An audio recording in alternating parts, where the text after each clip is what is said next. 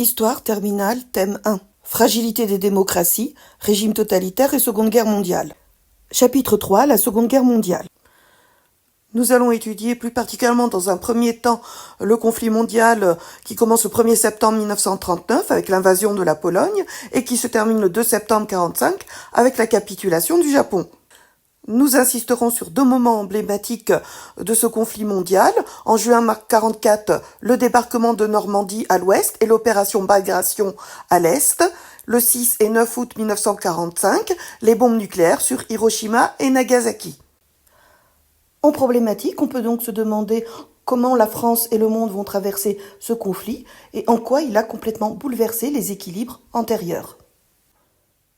Dans un premier temps, on va voir quels sont les protagonistes de cette guerre, puis quelles sont les grandes phases, et enfin, quels sont les grands théâtres d'opération de cette guerre.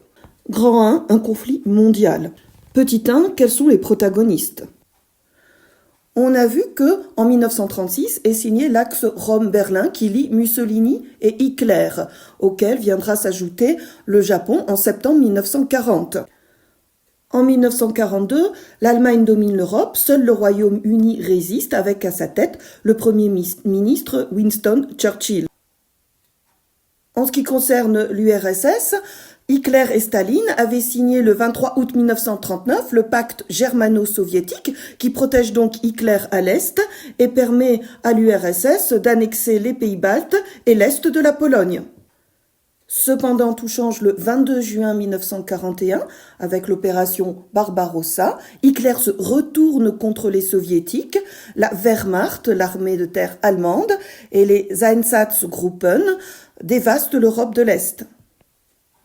Les États-Unis entrent en guerre le 7 décembre 1941.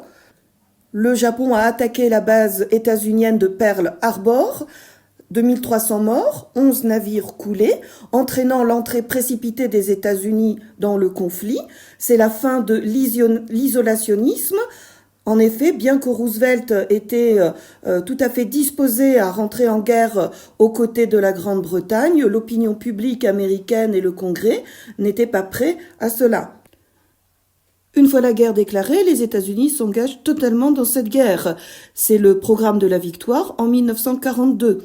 Sous l'impulsion de Roosevelt, les usines fabriquent des avions, des chars, des véhicules militaires, des navires, dont beaucoup sont vendus à crédit aux Alliés, selon la loi Prébaille.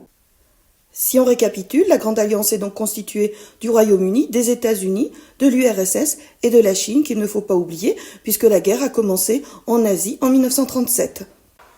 Les forces de l'Axe, ce sont l'Allemagne et ses alliés en Europe centrale, l'Italie et le Japon. Deuxièmement, quelles sont les phases de cette guerre ?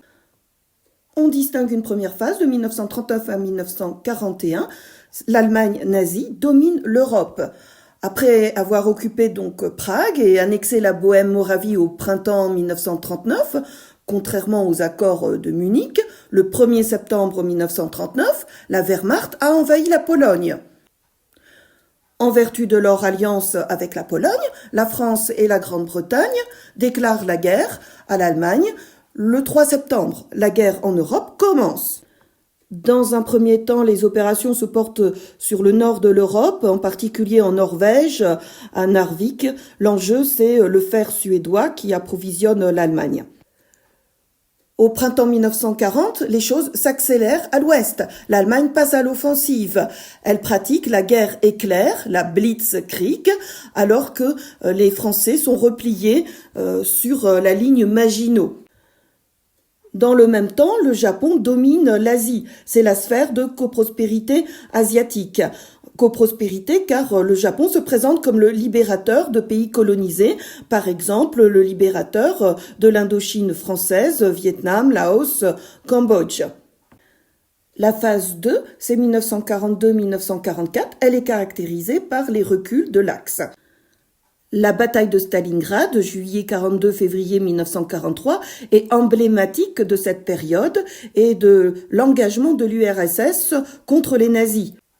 Après avoir envahi l'ouest de l'URSS, la Wehrmacht bombarde la ville de Stalingrad et y entre en septembre 1942. Mais les soldats soviétiques résistent rue à rue, dans les ruines des maisons et des usines. C'est une véritable guérilla urbaine.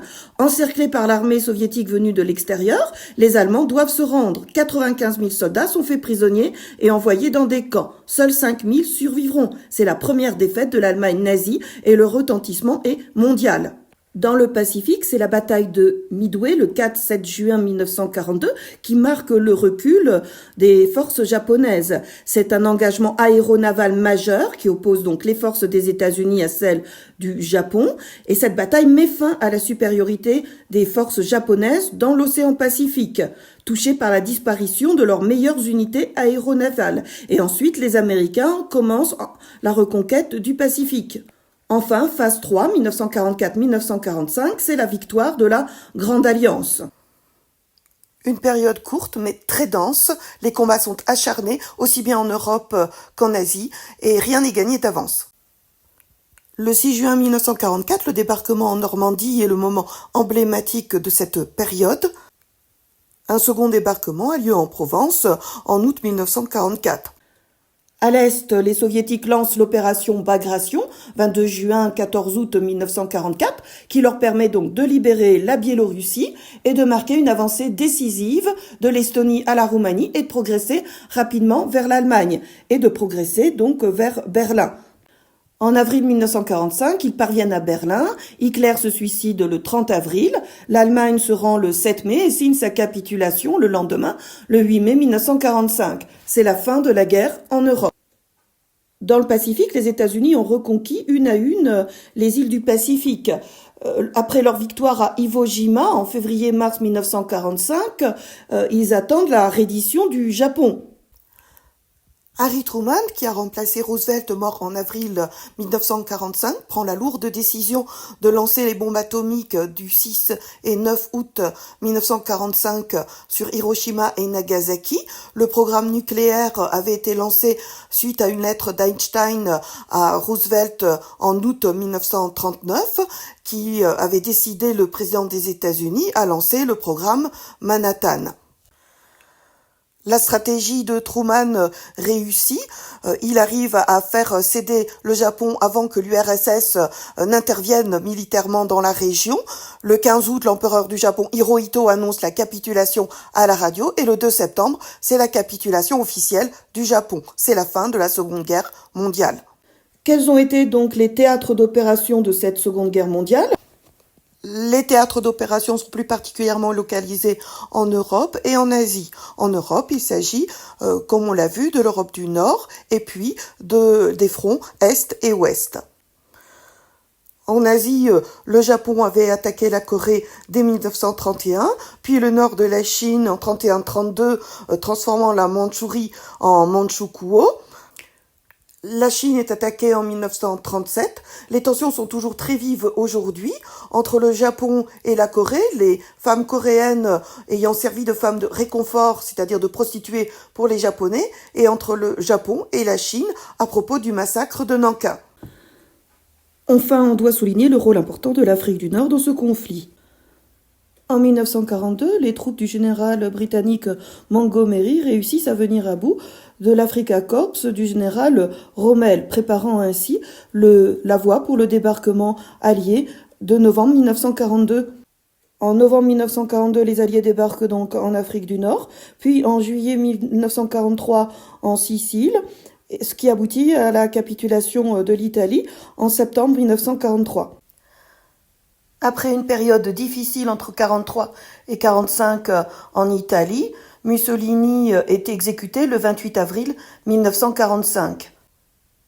Les colonies britanniques comme françaises ont joué un rôle important dans la Seconde Guerre mondiale. C'est d'ailleurs un des facteurs de la décolonisation d'après-guerre. Ce rôle a été mis en évidence dans un film de 2006, Indigène. Par ailleurs, après Londres, le général de Gaulle s'installe à Alger, qui devient la capitale provisoire de la France.